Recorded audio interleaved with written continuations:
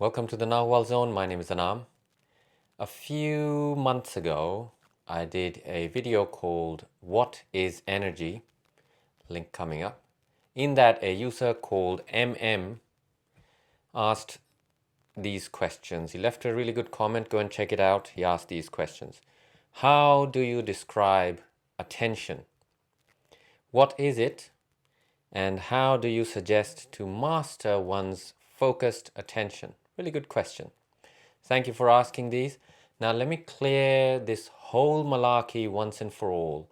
Attention, consciousness, awareness. You'd be surprised to know that everyone knows the word awareness, but really no one knows what it means.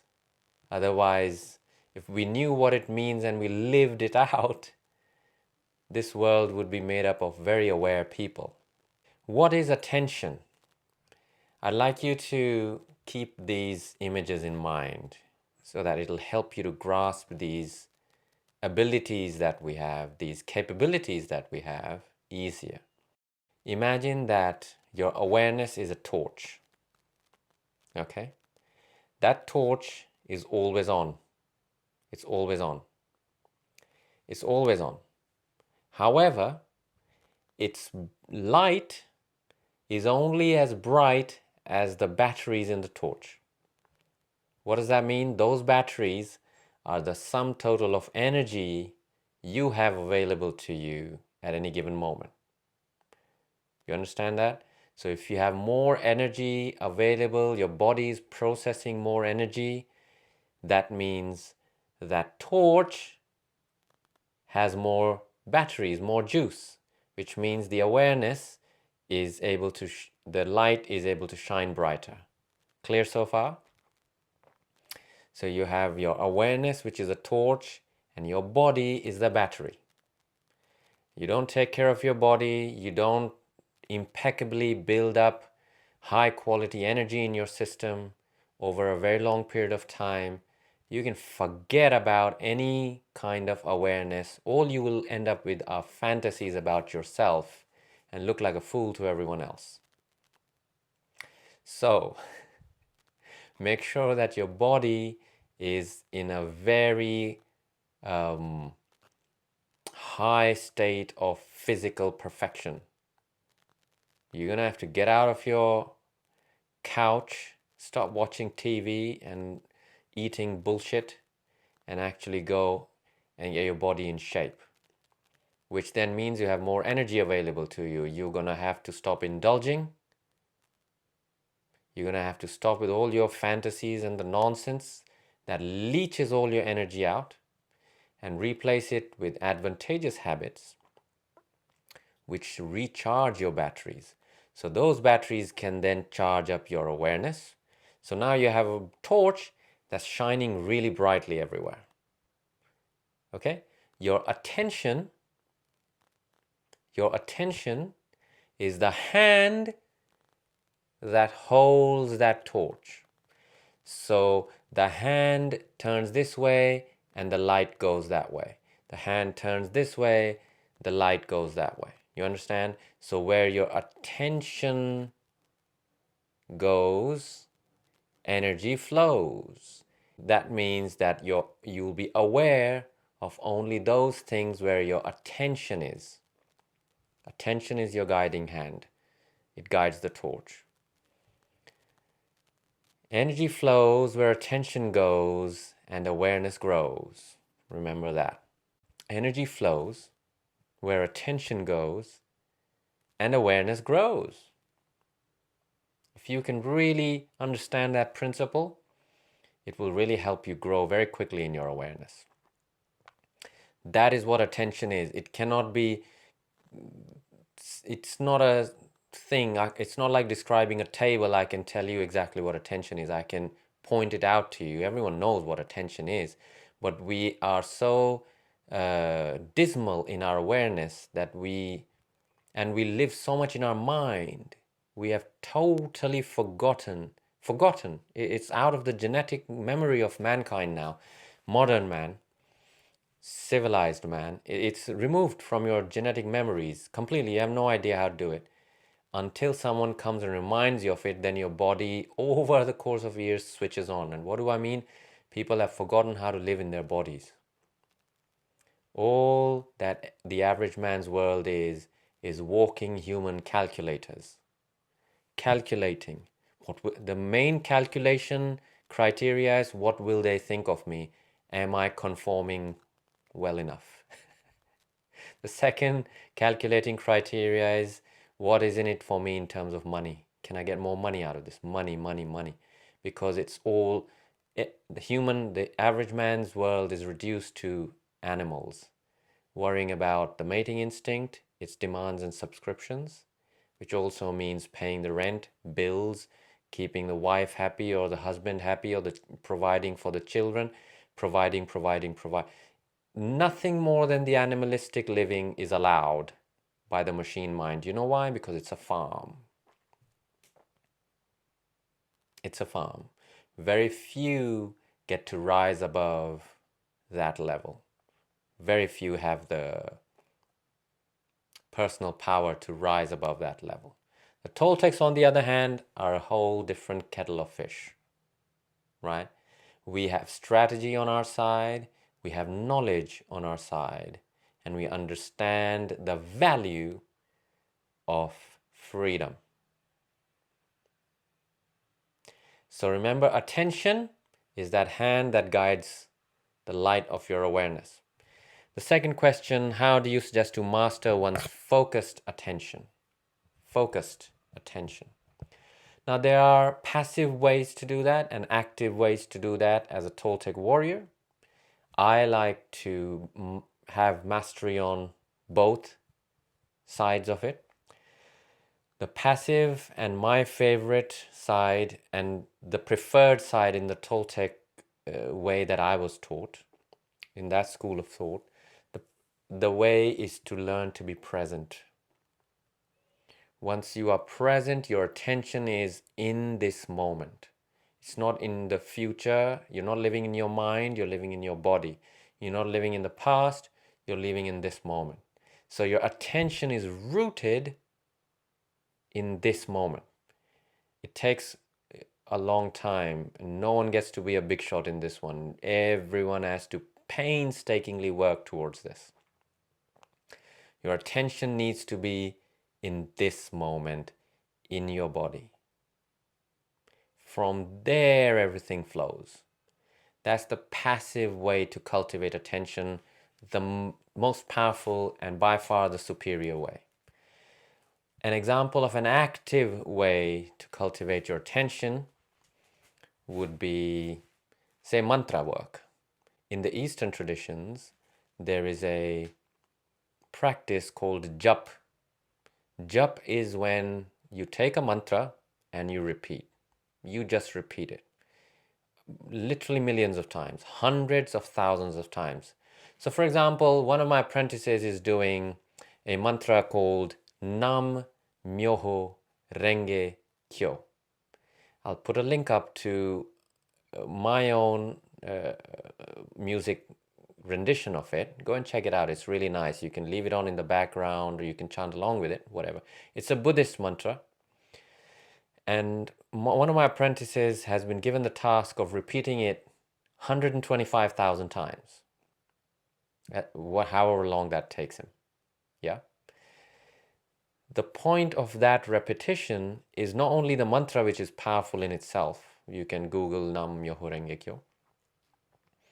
But that it hones the power of attention. Because your mind is constantly having to come back to the mantra again and again and again. What do we say, your mind? We mean your attention. You're going to have to bring your attention right back to what you're chanting constantly. So that is the active way of shepherding and constantly herding your attention back into the present moment, whatever you're doing. I like simply being present, as described beautifully in The Power of Now by Eckhart Tolle. So these are the passive and the active ways. There are many, many active ways. Tai Chi is an amazing balance of the two. It's movement and it's stillness in movement. So Tai Chi is an amazing, Qigong is also, I'm sure I didn't say that very well. A Chinese person will be like, what did he just say? But there you go, you get the idea. There are many ways to cultivate the power of attention to focus on one thing. Now remember, attention and concentration are two very different things. Concentration has to do with your mind. You're living in your mind, you have to study something, or you have to get your PhD or whatever the hell, makes you think you got a big dick. Right? And you're concentrating, and oh my God, that's not attention. Attention is when you're just, attention can be 360 degrees. It doesn't have to be just one topic. Attention is when you're paying attention to the moment. You see what I mean by attention? Okay, now his next question is, what is doubt? And how do you eliminate doubt? This question can only be asked by a being that is not used to living in their body, that is used to inhabiting their mind 90% of their waking hours and sleeping hours too. Because when someone inhabits their body, guess what happens to doubt? Take a wild guess.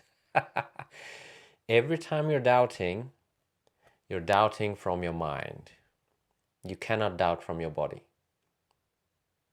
Think about it. What is doubt? I'll tell you what doubt is, at least the kind of doubt that has any significance in our life. In the average man's world, this is how the average man lives, is when she has forgotten that she will die. That's when doubts come. Doubts come when you've forgotten that you will die. Let me give you an example. Imagine that you start having some severe symptoms in your body of dis-ease. You go to the hospital and they diagnose you as you've got 3 weeks to live. You got 3 weeks to live and your body is going to fail after that. Once that news settles in, and yeah, don't pretend. Everyone likes to think they're the big shot. It will rock your world. It will rock your world. When you come out of that appointment and you come out of that hospital and you see the street outside, the road outside, the traffic, the people walking by, you will have a very, very different perspective on life. And guess what will happen to your doubts? The next 3 weeks, you won't be doubting much. You see, doubt is when we forget that we are going to die. What else is doubt? Doubt is when we have inhabited our mind, believed its contents, and forgotten that we actually inhabit our bodies. That is also doubt. It will come every time you are just mentally masturbating over something. That's when doubt comes. When someone is totally in their body, the body will act. The body will act. All on its own. Your mind and all your decision-making power and lack of doubt and faithfulness and none of this matters. Your body will simply act. It'll act. Straight, efficient, natural, organic. But as I told you in the beginning of the video, we have forgotten. It has literally been erased from racial memory of man, modern man, not the tribal peoples, civilized humans. It has been erased from the collective consciousness how to live in the body. Everyone is a talking head. That's it, talking head. Just living from here. And it is hilarious to me. I get so many kicks out of just watching the average man try and navigate their day or their life. It's like, wow, truly incredible. And this is why I make these videos, in order to help, if these videos are of any help, in order to clear some cobwebs out and reorient people's priorities, so that we can start to see, oh, okay, that is actually important. Being present is very important, right? That is what doubt is. We all know what doubt is. So there's no need to ask, what is doubt? You know what doubt is. Only when we want to masturbate in the mind do we ask these questions, what is doubt? You understand? How do you eliminate doubt? The final error that will and must happen when we are not living in our body, when we don't even know what that means. That the mind will try and eliminate. How do you eliminate doubt? Why would you want to eliminate anything? As soon as you want to eliminate something, guess what you've become? Can you guess what you've become? You've become a petty tyrant, a powerless and ineffectual fool. Think about it. I'm not just saying these things. You'll act foolishly, you will have no power, and because of those conditions, you will have no impact, no effect on anything. So powerless, ineffectual fool. Because you're trying to eliminate. You're running around trying to stamp things out like a good little dictator. Stamp that out. Oh, rebellion in my country over there. Stamp those out. No freedom of the press. Just a little Hitler running around. You don't want to eliminate anything, my friend. You just don't. Don't waste your time eliminating things. Learn how to develop strategies to work with them instead. I promise you'll get a much better result, and you'll spend your time being less resistant to things too. So here's the question. How do I eliminate doubt? Here's my question. How would doubt be experienced in you if you eliminated resistance towards doubting? You answer me that. Let me ask that again.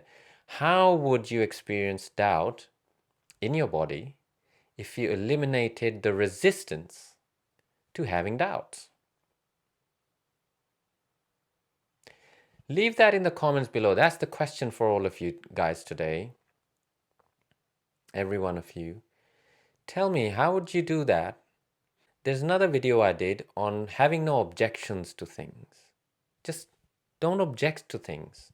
Don't object to having doubts in your head. Fine, 10,000 doubts are swimming in your head constantly all your life.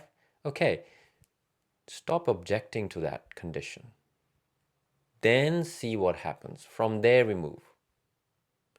Trying to eliminate is you haven't stepped out of the hamster wheel.